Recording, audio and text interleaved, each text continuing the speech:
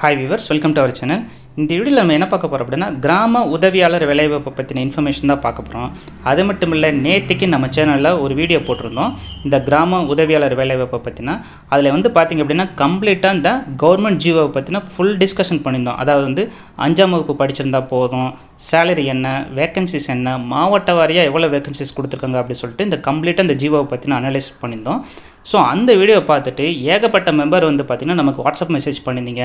So இந்த அப்ளிகேஷனை எங்கே போய் வாங்குறது, எப்படி ஃபில்அப் பண்ணுறது, எத்தனை நாளைக்குள்ளே சென்ட் பண்ணுறது, ஸோ இதுக்கு வந்து சிலபஸ் தான் என்ன, இந்த மாதிரி ஏகப்பட்ட டவுட்ஸ் கேட்டிருந்தீங்க. எங்களால் முடிஞ்சளவு உங்களுக்கு நாங்கள் ரிப்ளை பண்ணியிருந்தோம். அது மட்டும் இல்லை, ஸோ இதை ஒரு வீடியோ மூலியமாக சொல்கிறப்ப வந்துட்டு இது இன்னும் ஒரு 100 பேருக்கு போய் சேர்ந்துச்சுன்னா டெஃபினட்டாக உங்களுக்கு ஹெல்ப்ஃபுல்லாக இருக்கும் அப்படின்ற ஒரு நோக்கத்துக்காக தான் இந்த வீடியோ க்ரியேட் பண்ணுறோம். அது மட்டும் இல்லை, இந்த மெசேஜ் பண்ணவங்க வந்து பார்த்திங்க அப்படின்னா இதுக்கு முன்னாடி வந்து நோட்டிஃபிகேஷன் எப்படி இருந்துச்சு, எங்களுக்கு அதை பற்றியும் சொல்லுங்கள் அப்படின்னு சொல்லி ஏகப்பட்ட பேர் கேட்டிருந்தீங்க. ஸோ உங்களுக்காக தான் இந்த பிரத்யேகமாக இந்த ஒரு வீடியோ நம்ம க்ரியேட் பண்ணி போடுறோம். ஸோ வீடியோ ஸ்கிப் பண்ணாமல் பாருங்கள். முதன் முறையாக நம்ம சேனலில் வீடியோ பார்க்குறவங்களா இருந்தீங்கன்னா மறக்காமல் நம்ம சேனலை சப்ஸ்கிரைப் பண்ணி வச்சுட்டு இந்த வீடியோ கண்டினியூ பண்ணுங்கள்.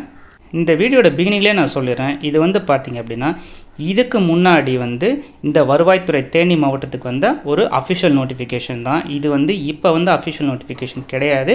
ஸோ இப்போ இனிமேல் தான் அஃபிஷியல் நோட்டிஃபிகேஷன் வரும். அப்படி வந்துச்சுன்னா கட்டாயமாக இதே சேனலில் உங்களுக்கு முழுக்க A to Z எல்லாத்தையும் சொல்லுவோம். அதாவது நீங்கள் என்ன மாதிரி ஃபார்மை ஃபில்அப் பண்ணணும், எப்போ சென்ட் பண்ணணும், எங்கே சென்ட் பண்ணணும், மாவட்ட வாரியாக எப்படி அப்ளை பண்ணணும் அப்படின்ற எல்லாத்தையுமே நம்ம சொல்லுவோம்.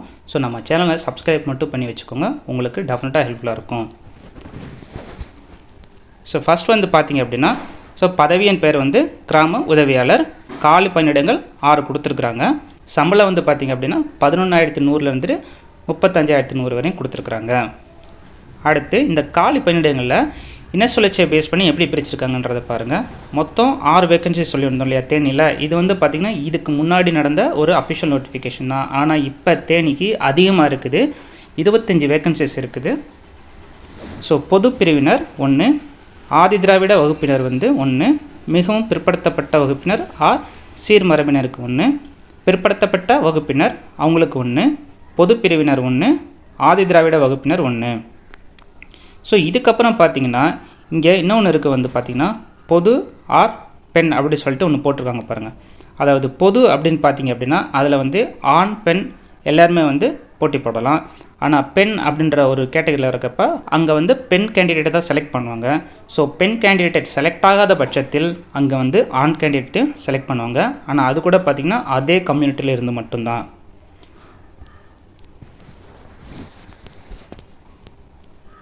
ஸோ அடுத்து பார்த்திங்க அப்படின்னா நீங்கள் எல்லாருமே கேட்டிருந்தது இந்த ஏஜ் தான். ஸோ இதில் பார்த்திங்க அப்படின்னா ஆதி திராவிடர், அருந்ததியர், பட்டியல் பழங்குடியினர் மற்றும் அனைத்து வகுப்பினை சேர்ந்த ஆதரவற்ற விதவைகள், மிகவும் பிற்படுத்தப்பட்ட வகுப்பினர் அதாவது MBC, சீர்மரபினர், அடுத்து BC, பிற்படுத்தப்பட்ட வகுப்பினரில் முஸ்லீம். ஸோ உங்கள் எல்லாருக்குமே வந்து பார்த்திங்க அப்படின்னா குறைந்தபட்சம் வந்து 21 வயது முடிவடைந்திருக்க வேண்டும். அடுத்து வந்து பார்த்திங்கன்னா 37 வயது கம்ப்ளீட்டாக இருக்கக்கூடாது. இதுதான் உங்களோட ஏஜ் லிமிட்டேஷன். அடுத்து பார்த்திங்க அப்படின்னா ஸோ நம்ம மேலே டிஸ்கஸ் பண்ணியிருந்தோம்ல, ஸோ அதை தவிர உள்ளவங்களுக்கு வந்துட்டு அதே தான் 21 வயது முடிஞ்சிருக்கணும். உங்களுக்கு வந்து பார்த்திங்கன்னா 34 வயது முடிவடைந்திருக்கக்கூடாது, 34 இயர்ஸ் வந்து கம்ப்ளீட்டாக இருக்கக்கூடாது. ஸோ நீங்கள் அப்ளை பண்ணலாம். அடுத்து பார்த்திங்க அப்படின்னா வயது வரம்பு சலுகை. இது வந்து பார்த்திங்க அப்படின்னா முன்னாள் இராணுவத்தினருக்கு வந்துட்டு வயது வரம்பு சலுகை இருக்குது. மாற்றுத்திறனாளிக்கு வந்து பார்த்திங்கன்னா இன்னும் 10 இயர்ஸ் வந்து எக்ஸ்டெண்ட் பண்ணியிருக்கலாம் அப்படின்ற மாதிரி சொல்கிறாங்க. அதாவது வந்து நிர்ணயிக்கப்பட்ட வயது வரம்பிற்கு மேல் 10 ஆண்டு வரை வயது வரம்பு சலுகை பெற தகுதியுடையவர்கள் அப்படின்னு சொல்கிறாங்க. ஸோ இப்போ வந்து நம்ம ஆல்ரெடி சொல்லணும் இல்லையா, இப்போ இந்த BC MBC கேண்டிடேட்டில் வந்து பார்த்திங்கன்னா 37 வரை சொல்லியிருந்தோம். ஸோ உங்களுக்கு இன்னும் 10 கூட்டி 47 வயது கம்ப்ளீட்டாக இருக்கக்கூடாது. ஸோ 46 வயது இருக்குன்னா நீங்கள் அப்ளை பண்ணலாம், அந்த மாதிரி ஒரு கணக்கு. அடுத்து பார்த்திங்க அப்படின்னா கல்வி தகுதி. ஸோ இதுதான் வந்து பார்த்திங்கன்னா ரொம்ப இம்பார்ட்டண்ட். ஸோ இங்கே என்ன சொல்லியிருக்காங்கன்னா 1/7/2021 ஆண்டு. ஸோ இது வந்து பார்த்திங்கன்னா இதுக்கு முன்னாடி உள்ளது அப்படின்றனால இது எப்படி போட்டிருக்காங்க. குறைந்தபட்ச கல்வி தகுதி 5ஆம் வகுப்பு தேர்ச்சி, 5ஆம் வகுப்பு படித்து பாஸ் ஆகிருக்கணும். அடுத்து வந்து பார்த்திங்கன்னா பொது விவரங்கள் கொடுத்துருக்குறாங்க. ஸோ இந்த 3வது பாயிண்ட் தான் ஆல்ரெடி நம்ம சொல்லியிருந்தோம். பெண்களுக்காக ஒதுக்கப்பட்ட இடங்களுக்கு தகுதி வாய்ந்த பெண் விண்ணப்பதாரர்கள் கிடைக்கவில்லை எனில் அவர்களுக்கான ஒதுக்கப்பட்ட காலி பணியிடங்கள் அதே வகுப்பை சார்ந்த ஆண் விண்ணப்பதாரர்களுக்கு கொடுக்கப்படும் அப்படின்ற மாதிரி சொல்லியிருக்கிறாங்க.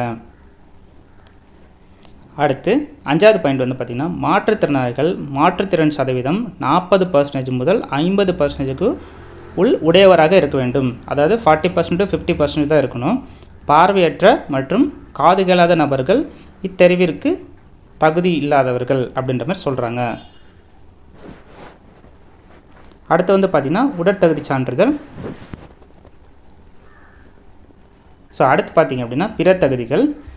நியமனத்திற்கு முன் இருப்பிடம். இப்பதவிக்கு விண்ணப்பிப்பவர்கள் அந்த வட்டத்தில் நிரந்தரமாக வசிப்பவராக இருக்க வேண்டும். நிரந்தர முகவரிக்கு ஆதாரமாக வாக்காளர் அடையாள அட்டை, ஆதார் அட்டை, குடும்ப அட்டை, ஓட்டுநர் உரிமம் ஆகியவற்றை சமர்ப்பிக்க வேண்டும். மனுதாரரின் நிரந்தர முகவரி தொடர்பாக எழும் தெளிவின்மைகள் குறித்து பணி நியமன அலுவலரின் முடிவு இறுதியானது அப்படின்ற மாதிரி சொல்கிறாங்க. அடுத்து வந்து பார்த்திங்கன்னா நியமனத்திற்கு பின் இருப்பிடம். இப்பதவியில் பணியமர்த்தப்படும் ஒவ்வொருவரும் பதவி பொறுப்பில் இருக்கும் கிராமத்தில் அவர் அப்பதவி பொறுப்பில் இருக்கும் காலம் வரை தொடர்ந்து வசிக்கணும் அப்படின்ற மாதிரி சொல்கிறாங்க.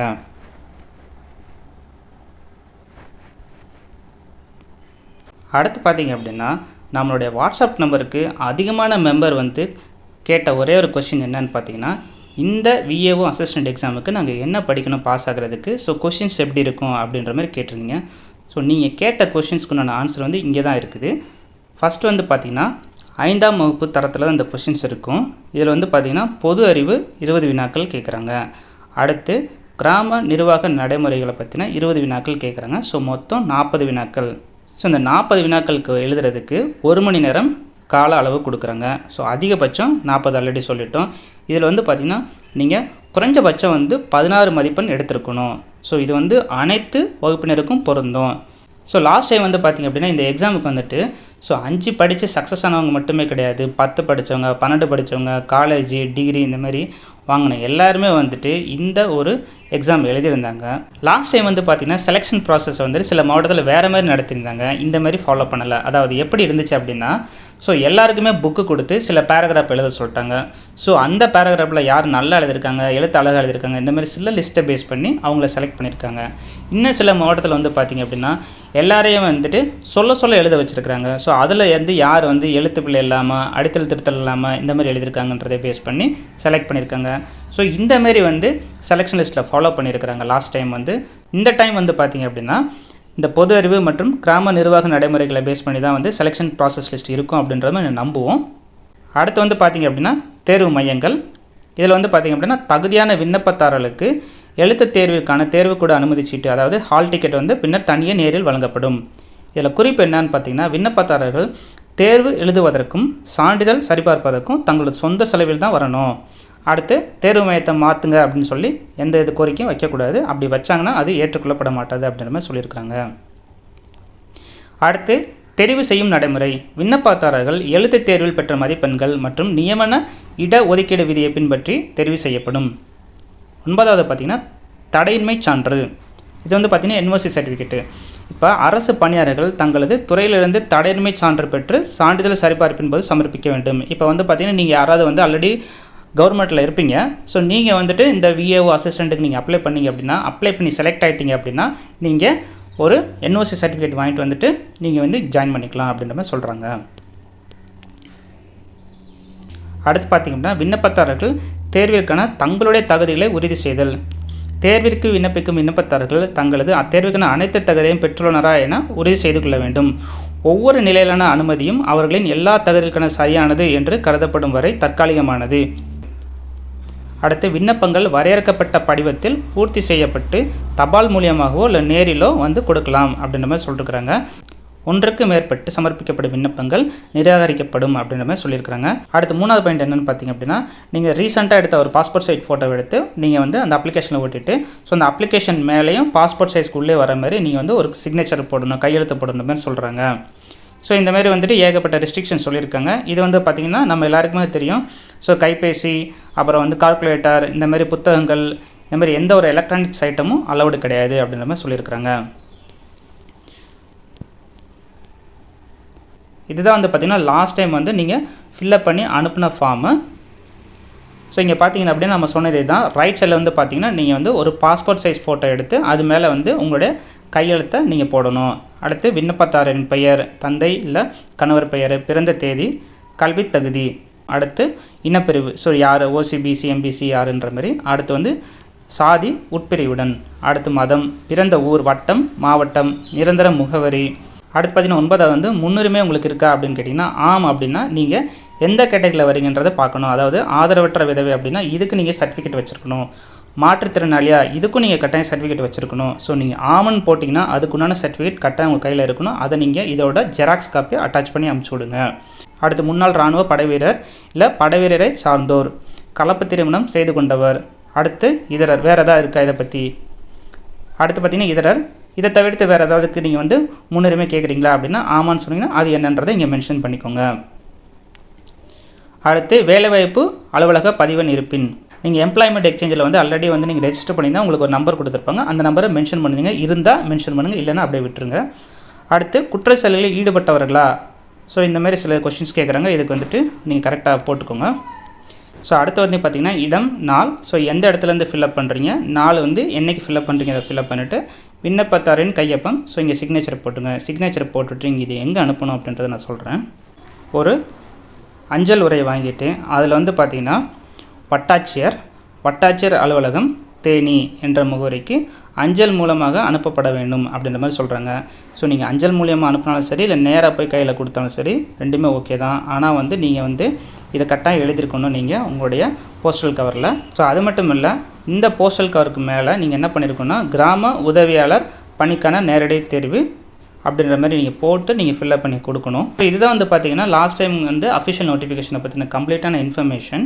ஸோ இந்த வீடியோ உங்களுக்கு பிடிச்சிருக்குன்னு நம்புகிறோம். இன்னும் இந்த வீடியோவில் உங்களுக்கு வேறு ஏதாவது டவுட் இருக்குன்னா மறக்காமல் கீழே இருக்கிற கமெண்ட் பாக்ஸில் மென்ஷன் பண்ணுங்கள். இந்த வீடியோ உங்களுக்கு பிடிச்சிருந்துச்சுன்னா மறக்காமல் இந்த வீடியோக்கு ஒரு லைக் பட்டனை கிளிக் பண்ணி விட்ருங்க. மீண்டும் மற்றொரு காணொலியில் சந்திப்போம். தேங்க்யூ.